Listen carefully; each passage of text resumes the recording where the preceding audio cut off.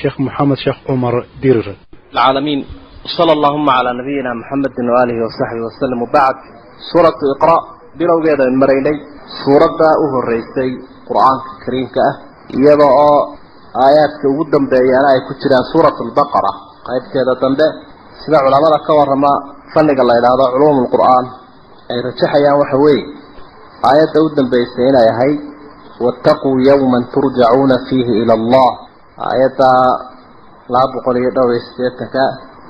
لا بقولي زيادة سورة البقرة آخر كده وإذا سوق بكويسي قرآن الكريم وحا إلى هاي والكن هراء مدة وصى من نشأت سورة الدلوغين أما الدرس كاوه الرئيو قاتل النبي عليه الصلاة والسلام أقامت شيء أقامت الله العظيم نعمين كلها وبحيه فوقع للسوي علي بن أبي طالب رضي الله عنه أي استربر بي علمي جاي عودك أما الدين تأيي الدنيا ده واحتضان أو كغفر للبنية هاي بوحس أو كم لها علمي ومرك الله إنفاقية أما وحلة بحيه وكسي بطاء هل كالدنيا ومرك الله خرج كرايا كيرات ويقف مرك علمي بحيه قال عشرة يفسوق ووصي بدنية وعولها علمه استغاث إلى عليه أو قفك أخلاق إيمان يأدب وصية قفك أقويها كاه لكن أدونك أضاء العالية أدونك وحقفك وقبها هي العلم بقبها هي أدونك وحلا إلى أضاء علمه وصفة لازمة صفة قفك كل كوي مركع عليه وحا أولي لكن عودك ومفصل هذا الوقت قني ما ها صفة قفك كل حرام هاتوك حاو كتيك لحوله كم وكم إنسان أرغن حوليسي كعرّي وطبعتنا أصبح فقيرا سيدو قني وها طبعتنا مالكي مال ومريضة مركا صفة كل حرام ما هو اللاسي بوا منفصل لكن مركا الله إله فلان عالم إنه يجي ويستوى يقطع به الوادي والنادي مال والبوك مريض وحضرك يستقلك فضلك يداراتك إلادها آخرينك يفهمك يقرالك صدح ضبع صدح ضبع آياتك ويكم وقنية إلهي نوقوم الله شاكتة ومطر ستاترتب بيتها قصر إن آنوا فضيت سنين وحبر شرع وحليلة وأصحاب رضوان الله عليهم فيقوا وين دو حبران شرين أبو بكر إيا إنا كيسة إيا أبو بكر أبيه أبو قحاصة وحود بران شرين إن واحد متعدد كنا أقوانتك واوين هذين مشكلة مجتمعين هاي ستانا مشكلة كوا وين بكميديا وحليلة جهلهم وطب تكون أساسا صوبالة دينتا سيدات شدباب بدن لكن جهلي بواح بدن ضعفنية جهلي أيها خريدية مركب سيدة قبيالات دو صوابة وخرجك إياه وحال إلى بالودة إياه قاتك وصوابة جهلي كل ذلك ومصيبة وحولي أي كورينية أقوانتها اللودة دالو فهمت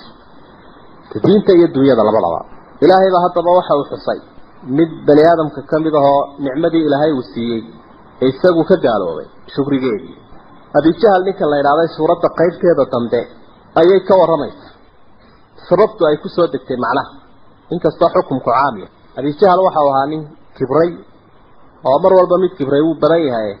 نبي عليه الصلاة والسلام أيوها شبي والقاسون نبي قلنا إسكوابي الدوح الاستاذ داي وابين كرتا ودكتي ما أنت هدان هيا يرضى إن ناديك إيه فقارها صاحبنا إلى كبرين أتنا هدي جوف صاير عضان دايه لنا يا ولد تسلاد هذا كرتاوا إلهي آيات كسودك وعكلوا النبي عليه الصلاة والسلام يان كواركن هذا كنية وأنت إسلامكم بلو غاية شخصية دون النبي وهلنا أي للسعودية محمد ما يدينك أركي سالم بفور السدابول ما يا نركن السجا فور الصنايع قرتك جتوك سنت ولا أقول السجا فور الصنايع هتانا وأكيد بدنا يسوي النبي يقصي سؤال عليه الصلاة والسلام وتكنا يسلو حيان صاحب بدأ أركان مال ما كان بده يسوي ديبو صاغ قرانية ومعه كل عادي يعني سوري كسي سعودي محمد لها وحنا يليه والله إن كان جاي يسجل الله بحي أيبقى قدوين وكد العون عليه كهل عيسوي بسم الله الرحمن الرحيم كلا أبو الهيد وحضر إن الإنسان كقال كاي لا يبقى وكبري كبر قال لي ما أقوعان أن رآه إنه أركاء وقد استغنى مالي شيء حوله هلاي استغنى معناه إلهي كم مار ما يسدي وحلاها كم مار موسى دجاجات وياها إن إلى ربك إلها حج السهاد الرجع نقط إلهي بالهرت جدونا الدنيا ذا ما يستغفر أمبرم بكتجي وأروي maalintii Badr ayaa ibn Afra labada saxaabiyo dhalinyaro ah ayaa laba seefood la gaaray oo midba mar liqsiyay darbadii dadna isagoo dhagta dhiiga loo daray oo khiikhla waa kii Cabdullah ibn Mas'ud karka jiidaya dheer halkaas ay ugu dhamaatay kuma uu soo noqonba Maka araayta waxaad ka warantaa alladii gaalka yanha diidaya abdan adoon buu diiday salaada ilaa sallaa markuu tukanayo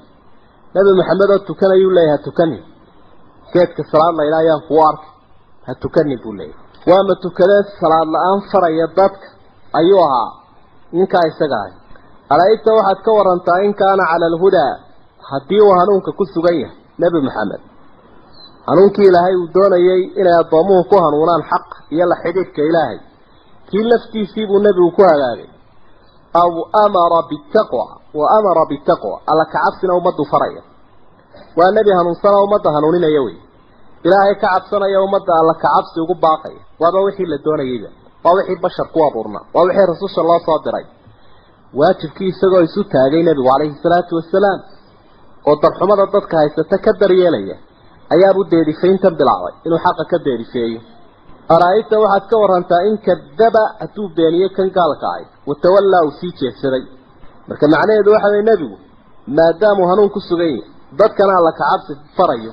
waajibkiisii waa fuliyay yaa wixii ka saaraa tijaaha umma isaguna kadaba watawalla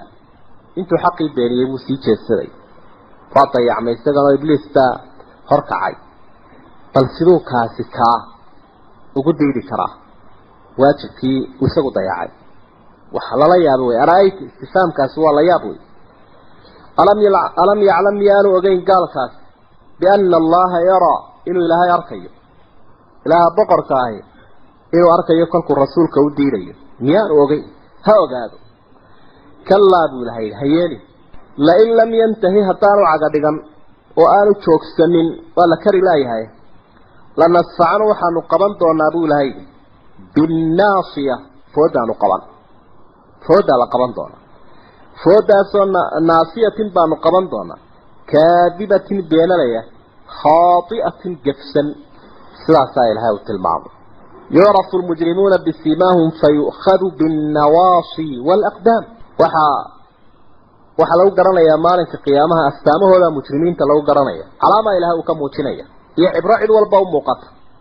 waa la garanaya inuu kan yahay mujrimkii mufsidkaa kibray nicmadu ilaahay siiyay iyo maalkii awoodii ku kibray markaasaa malaa'igtana ilaahay ku faylinaya fayu'khadu binnawaasi waalaqdaam waxaa la qabanayaa fooda iyo gomadaha waa qofkii oo waxa la isku xidhayaa cagaha iyo fooda dabeetana sidaasaa loogu garaangarinaya naarta ayaa lagu garaangarinaya naasiyadan sida labada aayadood aayadan iyo aayaddaa kaleba ay xuseen iyo meelo badan nusuusta ay ku soo aroortay garaadka insaanka weyn baa ku jira maskaxda qaybta mudrikada la yiraahdo ee uu qofku ku dareemayo wax ee uu ku kala shaandaynayo ee uu ku fikirayo ee uu xayawaanka kaga duwan yahay lidalik ba marka uu qofku halkaa ka sujuudo ilaahay buu isu dhiibo u hoggaansamay inta uu laakiin ka meeraystay inuu halkaa ilaahay u dhigo abaalkiisu waa falyadcu naadiya ha u yeedho fagaarihiisa macnaha kuwa ficiisa ah fagaaraa u jooga ha u yeedho naadigu waa halka had iyo jeer dadku ay isugu yimaadaan lagu caweeye ee inta markaa iska agdo sida imikaba naadiga loo yaqaano naadiga waxaas marka cidda naadiga iyo fagaaraha ku sugaysa ardaaga lagu caweeye kuwa ku sugayo uu tirsanayo ha u yeedho sanadcu zabaniya annaguna waxaan u yeedhi baa ilaahay malaa'ikta zabaniyada la yidhaahdo calayha malaa'ikatun ghilaadun shidaadun laa yacsuuna allaha maa amarahum wayafcaluuna maa yu'maruun aayadaasaa waxqabadka iyo awoodda zabaniyada fasiraysa waa malaa'ig ghilaadun shidaad jirkoodu waa adagyi qalbigooduna waa adagyi amarka ilaahay unbay ku shaqeeyaan erge iyo naxariis kale ma jiro kuwaasaana na u yeedhi baa ilaahay فدرتيد النبي عليه الصلاة والسلام حديث صحيح waxa uu ku lahaa haduu markaan tukanayo hore igu soo talaabsan lahaa qoortan kaga joogsan ayaa buu lahaa malaa'ikta kala dhufsan lahayd oo wasladba meel marin lahayd meel marin lama arkeen sanadcu zabaniya kalla bu ilaahay yeeli la tuti'hu aqbali wasjud ilaahay foodowdi waqtarib u dhawaw ilaahay amarkiisa lagu adkeeyay rasuulkuna sallallahu alayhi wasallam taasuu guddoonsaday taasaanu cidnaba u joojin jirin ilaa waduuyadan kaga tegay laa tutichu wasjud waqtarib sujuuduna waxa ilaahay loogu dhawaado ka ugu qaalisan weyn marka uu adoonku ilaahay fooda u dhigo ee uu sujuudsan waqtigaas ugu